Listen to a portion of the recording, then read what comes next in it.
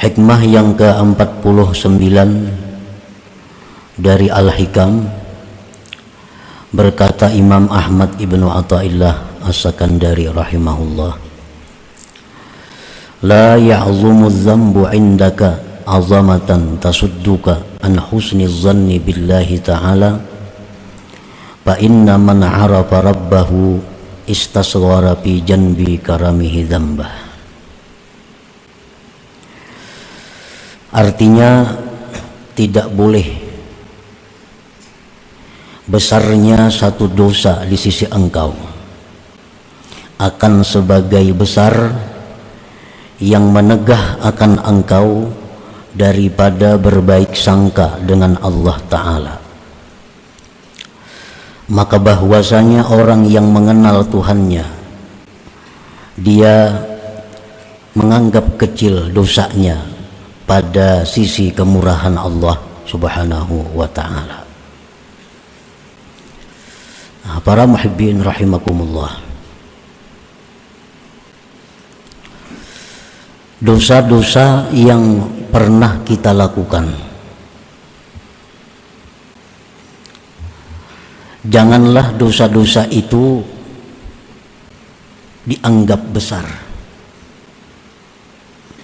Apabila menganggap besar itu membawa kepada buruk sangka dengan Allah. Karena bagaimanapun besarnya dosa kita, apabila berhadapan dengan kemurahan Allah, maka dosa besar tadi menjadi kecil atau hilang sama sekali.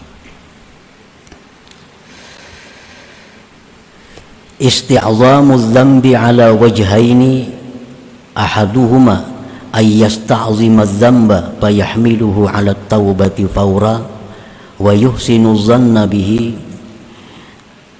bi anna Allah ta'ala ma arada bihi illa khaira wa anna Allah yaqbalu taubata 'abdihi wa hadha mahmudun wa min 'alamati imanil 'abdi wa hayati qalbi. Menganggap besar sebuah dosa itu ada dua macam. Yang pertama, bahwa seseorang itu menganggap besar dosa-dosanya yang telah lalu. Misalnya dia pernah minum arak, dia pernah berjudi, dia pernah berzina, dia pernah melakukan riba, bahkan dia pernah membunuh. Dia merasa besar dosa-dosanya itu, maka membawalah akan dia atas tobat segera dan berbaik sangka dengan Allah Ta'ala, dengan bahwa Allah Ta'ala tidak menghendaki dengan dia kecuali baik, dan bahwa Allah menerima tobat hambanya. Maka ini membesarkan dosa, dipuji, dan termasuk tanda iman seorang hamba dan hidup hatinya. Para muhibbin rahimakumullah, perasaan kita melakukan dosa-dosa besar itu, apabila membawa kepada segera tobat, berbaik sangka dengan Allah bahwa Allah itu mengampuni dosanya, maka ini menganggap besar dosa tadi sesuatu yang terpuji, tanda iman kita dan tanda hidupnya hati kita. Para muhibbin rahimakumullah,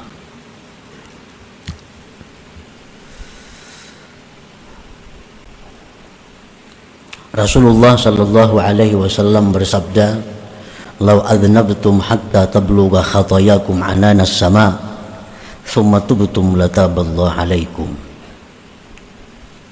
Andai kata kalian berbuat dosa sehingga sampai dosa-dosa kamu itu ke atas langit, kada muat lagi bumi ini, kebanyakan dosa kita sampai ke atas langit, tumpukan dosa.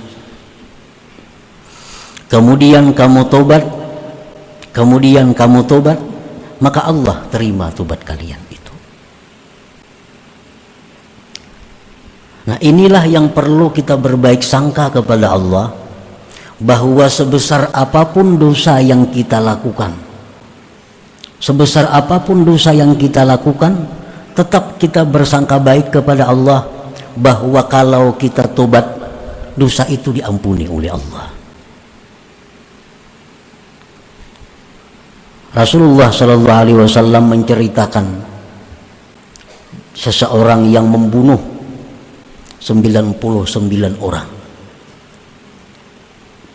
Lalu orang ini datang kepada rahib, wahai rahib, aku membunuh 99 orang. Apakah bisa aku ini tobat kepada Allah? Apakah Allah bisa mengampuni dosa-dosaku? Ujar rahib, terlalu berat dosa ikam itu. Itu kalau diampuni Allah. 99 membunuh orang. Nah, mendengar bahwa dosanya ini tidak diampuni Allah, rahib itu pun dibunuhnya genap 100 orang. Kemudian orang ini datang kepada seorang alim. Nah, orang alim, dia bertanya, wahai orang alim, aku membunuh 100 manusia. Apakah ada tobat? Apakah Allah menerima tobatku? Nah, orang yang alim ini mengatakan bahwa Allah akan menerima tobatmu kalau engkau benar-benar tobat. Pindahlah engkau dari kampung engkau, pergi engkau ke sana, karena di sana ada orang-orang yang menyembah Allah Subhanahu wa Ta'ala. Berangkat orang ini, berangkat laki-laki ini, di pertengahan jalan mati. Di pertengahan jalan dia mati. Nah, orang ini diampuni oleh Allah dosa-dosanya, karena dia sudah tobat dan dia sudah meninggalkan kampungnya menuju kampung yang diridhai Allah, menuju kampung yang dimana penduduknya menyembah Allah. Nah, para muhibbin rahimakumullah, mana besarnya dosa kita dengan dosa laki-laki ini yang pernah membunuh 100 orang.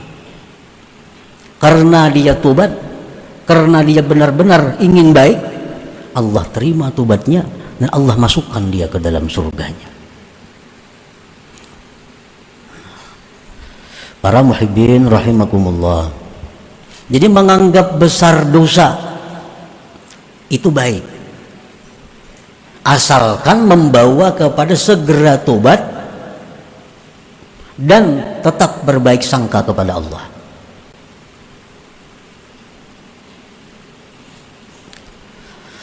Wasani yang kedua, ayyasta'zim adz-dzamba fayuqi'uhu bil ya'si wal qunut min rahmatillah wa 'afwi wa yu'addihi ila su'i dhanni bihi ta'ala fa hadha mazmum qadihun bil iman wa huwa syarrun alaihi minadz dzambil musta'zam.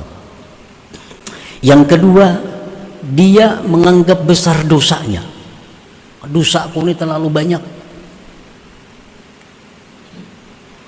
Akibat dia menganggap besar dosanya, menganggap banyak dosanya itu, lalu menjatuhkan dia kepada putus asa daripada rahmat Allah, menjatuhkan dia pada putus asa daripada ampunan Allah, membawa akan dia kepada buruk sangka dengan Allah. Aduh, dosaku ini kada diampuni Tuhan lagi, kebanyakan dosa, semua anak sudah kuperbuat. Nah, menganggap besar dosa apabila membawa kepada demikian, itu mazmum, dicela, kada baik itu, dan merusak iman, merusak iman. Dan buruk sangka kepada Allah itu lebih jahat atasnya daripada dosa yang dianggapnya besar itu.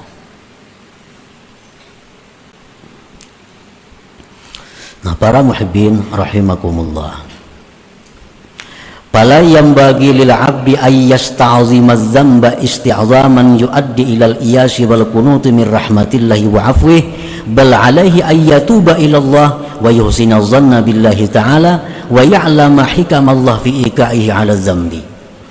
Maka tidaklah patut bagi seorang hamba bahwa dia menganggap besar dosa yang membawa kepada putus asa dari ampunan Allah dan rahmat Allah. Bahkan atasnya hendaknya bertobat kepada Allah dan berbaik sangka dengan Allah dan mengetahui hikmah-hikmah Allah pada menjatuhkan dia atas dosa itu.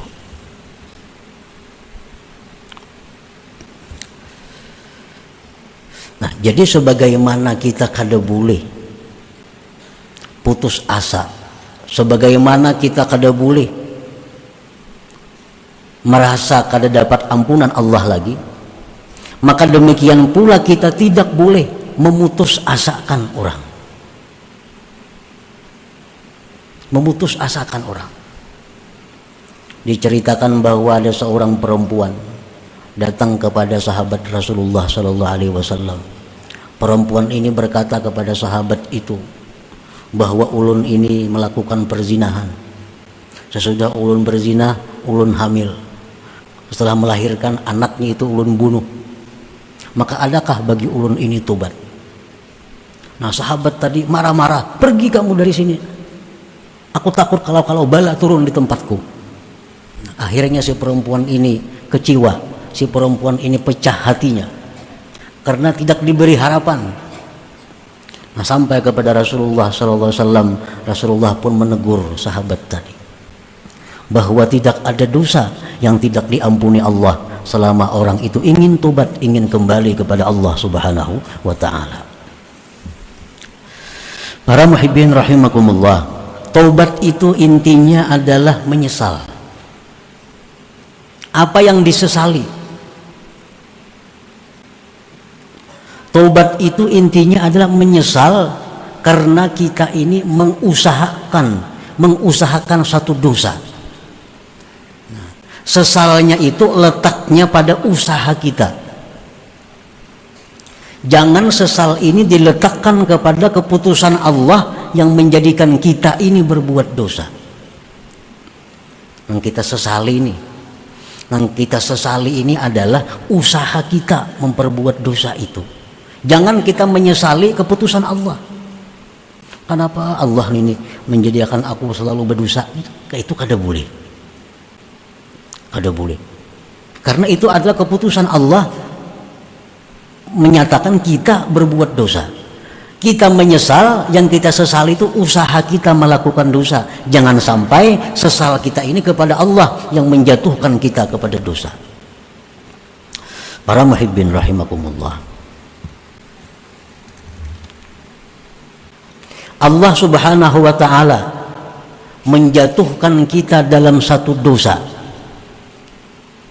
kalau kita husnuzan dengan Allah, kalau kita mengerti tentang hikmah-hikmah Allah, bahwa Allah menjatuhkan kita di dalam dosa itu ada kebaikan-kebaikan yang tersimpan di dalamnya. Makanya jangan disesali keputusan Allah itu yang menjatuhkan kita pada dosa. Kita sesali perbuatan kita.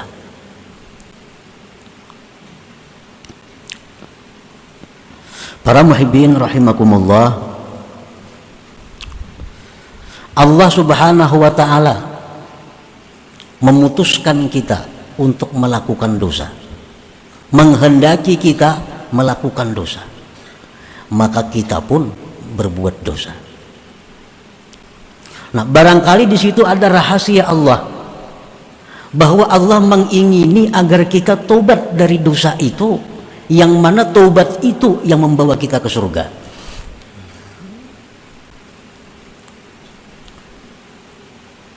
Nah, ini rahasia dibalik kenapa Allah menghendaki kita melakukan dosa, menetapkan bahwa kita melakukan dosa.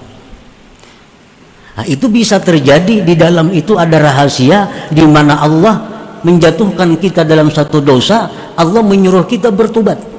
Dengan tobat itu kita dimasukkan ke dalam surga.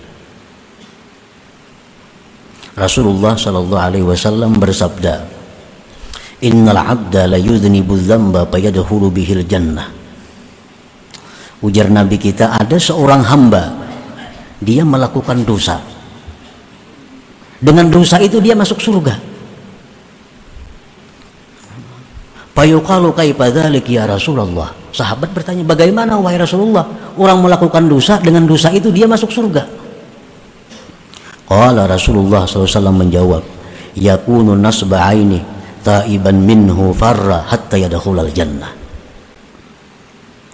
Ujar Nabi, orang itu begitu berbuat dosa, maka dosa itu selalu terasa, selalu terlihat di hadapan matanya, dan dia tobat dari dosa itu, lari daripada dosa itu, akhirnya dia masuk surga. Para muhibbin rahimakumullah.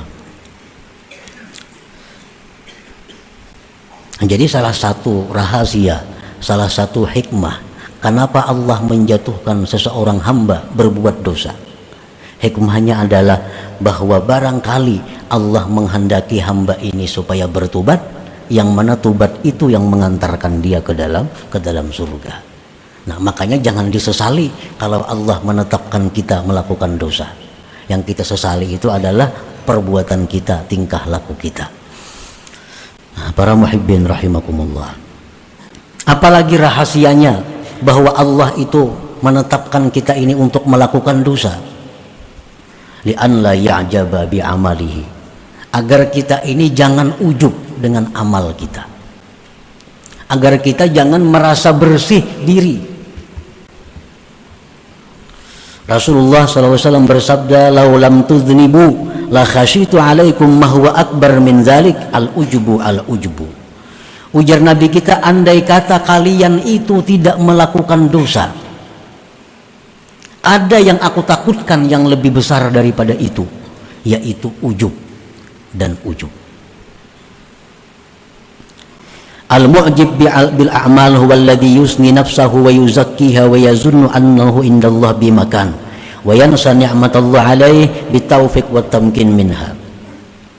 Orang yang ujub dengan amal itu adalah orang yang memuji dirinya, orang yang merasa bersih dirinya, orang yang menyangka bahwa dia punya kedudukan di sisi Allah, orang yang lupa terhadap anugerah Allah.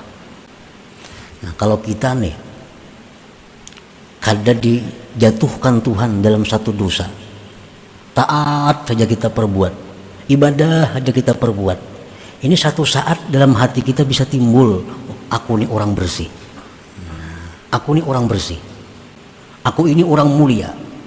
Nah, itu yang tidak diingini oleh Allah. Begitu dijatuhkan Allah ke dalam dosa, akhirnya dia sadar, oh ternyata diriku tidak bersih, ternyata diriku tidak punya kedudukan yang hebat di sisi Allah. Nah, perasaan-perasaan bahwa kita ini tidak bersih, perasaan bahwa kita ini hina di sisi Allah, itu merupakan taat yang sangat besar pahalanya, merupakan ibadah yang sangat agung nilainya, di mana kita merasakan bahwa kita orang yang hina di sisi Allah, kita orang yang tidak punya apa-apa di sisi Allah. Nah, itu bisa kita rasakan kalau kita melakukan perbuatan dosa. Nah, para muhibbin rahimakumullah. Nah, jadi orang-orang yang mengenal Allah, orang-orang yang ma'rifat kepada Allah, mereka selalu husnuzan, baik sangka dengan Allah, walaupun mereka dalam keadaan berbuat dosa.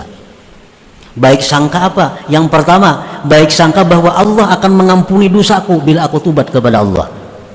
Yang kedua, baik sangka bahwa Allah menjatuhkan aku pada dosa ini adalah demi kebaikan diriku sendiri. Itu yang dimaksud kurang lebihnya dengan hikmah yang ke-49 ini. La ya'zumu dzambu 'indaka 'azamatan tasudduka an husni dzan billahi ta'ala. Nah, para muhibbin rahimakumullah. Jadi dosa-dosa yang kita perbuat, apapun dosanya, hendaknya dosa itu kita anggap sesuatu yang besar.